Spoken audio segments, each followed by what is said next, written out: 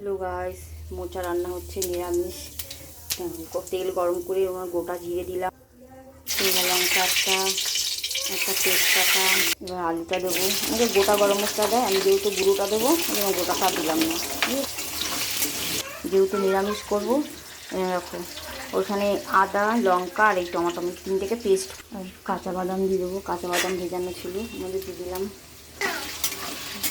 আলুটাকে ভালো করে ভেজে মশলাটা দিয়ে দিলাম। এর মধ্যে কাশ্মীরের গুঁড়ো লঙ্কা দিলাম কালারটা আসার জন্য, জিরের গুঁড়ো দিলাম, হলুদ দিলাম, নুন দিলাম।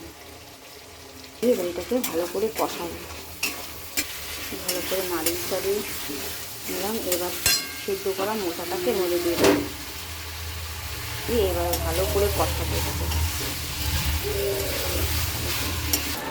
দেখুন গাইস, বাইরে বৃষ্টি পড়ছে, দেখেছেন? দেখি মোচা রান্না হচ্ছে, এদিকে ঝপ ঝপ করে চলে আসছে। নাড়িয়ে ভালো করে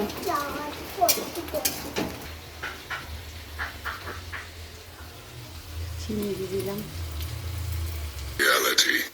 গরম মশলা দিয়ে দিলাম একটুখানি,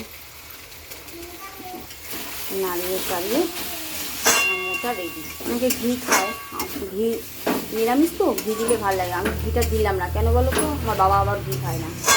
ঘি দিলে আমার বাবা যদি গন্ধ পায় খাবেই না, একদম খাবে না। এখন রান্না করছে, আমার মেয়ে একা একা খেলছে, একা একা খেলছে ওর মতো, একা একা খেলে যাচ্ছে। আমার ছেলে স্কুলে গেছে, পরীক্ষা চলছে। দেখো আমার মোচা রেডি, ঠিক আছে? আমার মোচাও রেডি, আমার ফোনের চার্জও চলে গেছে। টাটা বন্ধুরা।